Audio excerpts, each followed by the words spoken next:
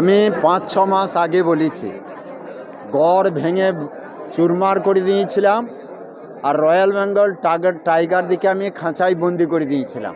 আমি ৪ মাস আগে বলেছি এখানে সভাতে যে রয়্যাল বেঙ্গল টাইগার আর জঙ্গলে নাই, খাঁচার মধ্যে ঢুকে আছে, আর বেশি বাড়াবাড়ি করলে সে খাঁচাতেও কী অবস্থায় থাকবে সেটা আমি বলেছিলাম।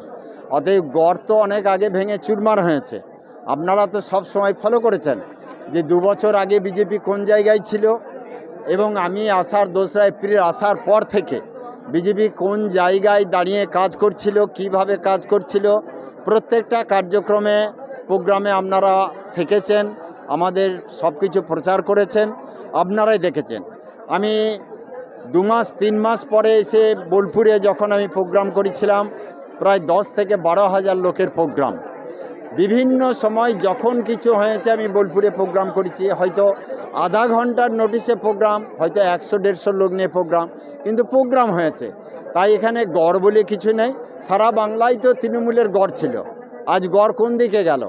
অতএব এইসব অহংকারী কথাবার্তা এবং মানুষের জনবিরোধী কাজ যেগুলো করেছে তার ফল তৃণমূল ভোগ করছে।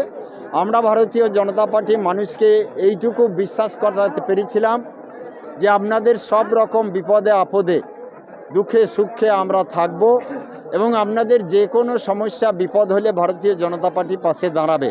আমি একটা উদাহরণ দিই, কয়েকদিন আগে আপনাদের বোলপুরে হোমে একটি মুসলমান ছোট্ট আমার বোনকে যেভাবে অত্যাচার করলো, সেই রাতেই তার বাবা আমাকে ফোন করেছিল।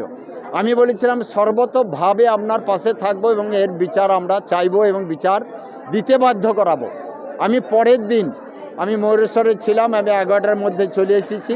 থানায় একটা ডেপুটেশন হয়েছে, কিন্তু দুর্ভাগ্য ওটা যে কোনোভাবে বিজেপির নেতৃত্ব দিচ্ছে শুনে, উনিও মোহামেডান মানুষ, উনি তৃণমূলের যে মুসলমান নেতারা এসেছিল তাদের বিরুদ্ধে কিছু সেইভাবে বলতে পারেনি, তারা জোরপূর্বক মিছিলটি নিয়ে গিয়ে থানায় ডেপুটেশন নিয়েছে, কিন্তু এখনও মেয়েটির সুবিচার পায়নি।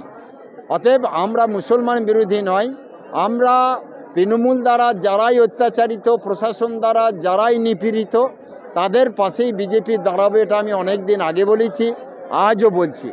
অতএব সেই কথাকে এখানকার মানুষ ভরসা পেয়েছে, বিশ্বাস রেখেছে, আস্থা রেখেছে। আজ তারা দুহাত তুলে আমাদেরকে আশীর্বাদ করেছে। আর এই যে জয় আসছে, এটা সাধারণ জনগণের জয় এবং জনতা জনার্দনের জয়। ভারতীয় জনতা পার্টি আমরা উপলক্ষ মাত্র। দেখুন, মমতা ব্যানার্জি একটা জিনিস শিখিয়েছে, মানুষের সঙ্গে থাকার। তাই যতটা পেরেছি মমতা ব্যানার্জির দেখানো পথে আমি আমার বিধানসভায় মানুষের সঙ্গে থাকার চেষ্টা করেছি, তার ফল মানুষ আমাকে দিয়েছে। ঠিক আছে, আমাদের কোনো অসুবিধা নেই। সংসদীয় রাজনীতিতে আমরা যদি হেরেই থাকি, এখন জানি না কি হয়েছে, আমি রেজাল্ট দেখিনি, তাহলে আমরা করব কাজ, মানুষের সঙ্গে সেবা করবো, পাশে থাকবো, এমএলএ হিসেবে কাজ করবো। তো ভয়ের কী আছে? যে এমএলএ হিসেবে কাজ করব এবং স্যার দেখিয়ে দেবো সামনের দিনে আবার রেজাল্ট আরও ভালো হবে এবং জেলাতেও রেজাল্ট ভালো হবে।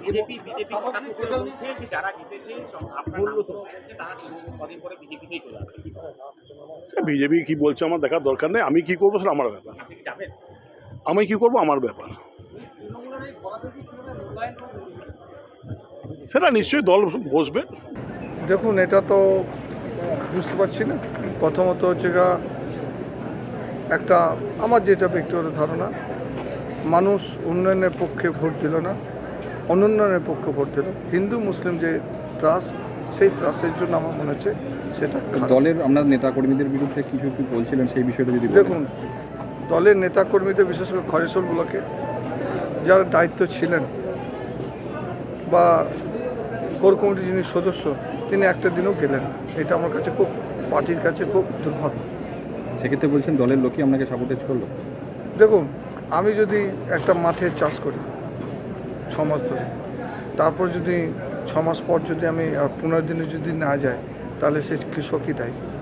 পিছনে কি কারো হাত পাচ্ছেন? কোন সদস্য একজন বলছিলেন? আর সুদীপ্ত ঘোষ খয়েশল ব্লক দেখতেন, উনি জাননি, একটা দিনে জানেন।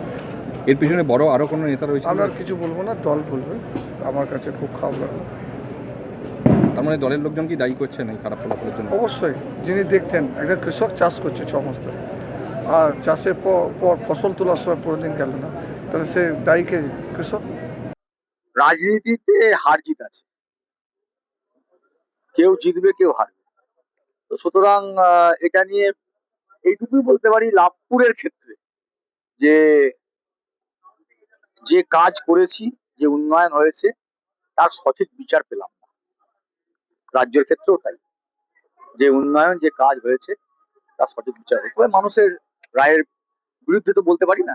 তবে নিজের বক্তব্য এইটুকু আমার, যে আমি লাভপুরের জন্য যে কাজ করেছি, দলনেত্রী মমতা বন্দ্যোপাধ্যায় এবং অভিষেক বন্দ্যোপাধ্যায় তাদের সহযোগিতায়, রাজ্য সরকারের সহযোগিতায়, তারপরে এই ফল নিশ্চয়ই আশা করি। দাদা কোনটা ফ্যাক্টর হলো মনে হচ্ছে এই ধরনের ফলের কারণে? সারা রাজ্যের বিষয়টা আপনারা জানেন কোন জায়গাতে আছে। তো সেটা আরো বিস্তারিত আমাদেরকে বসতে হবে, আলোচনা করতে হবে। বুথ ভিত্তিক ফল নিয়ে তো আলোচনা করতে হবে, এখন তো বুথ ভিত্তিক ফল আসেনি। তবে এইটুকু বলতে পারি যে উন্নয়ন এবং শান্তির যে ভোট আমরা বারবার বলেছিলাম, তো সেই জায়গাটাই বোধহয় ঠিক হলো না বলে মনে হচ্ছে। কারণ তৃণমূল কার্যালয় দখল নিলে বিজেপি বলবেন, এটা তো সম্পূর্ণ আইন শৃঙ্খলা জনিত বিষয়। যে এখন থেকে এগুলো হতে শুরু করে, তাহলে তো এর ফল মারাত্মক। কারণ এখনো ইলেকশন কমিশনের যে এমসিসি লাগু আছে, তো তারপরে যদি এই কাজ হয়, তাহলে এর তীব্র প্রতিবাদ করছি। আমি আপনাদের কাছে খবরটা পেলাম, একটা ভেতরে কাউন্টিং ছিলাম। এটা উচিত নয়। কারণ গণতন্ত্রে বিভিন্ন রাজনৈতিক দল থাকবে, মাল্টি পার্টি সিস্টেম হচ্ছে গণতন্ত্র, ডেমোক্রেসি, সব দল থাকবে, কেউ জিতবে কেউ হারবে। তা এর আগে যতবার অন্য দল হেরেছে, কই আমরা তো কারো পার্টি অফিস দখল করিনি। লাভপুর বিধানসভাতে 21 সালে হেরেছে, 24 সালে হেরেছে, কই আমরা তো কোথাও পার্টি অফিস দখল করিনি কারো, বা কোথাও কোনো সংঘর্ষ ঘটনা নেই। এই যদি এখন থেকে শুরু হয়ে যায়, এর তীব্র প্রতিবাদ করছি এবং এটা সম্পূর্ণ অন্যায়।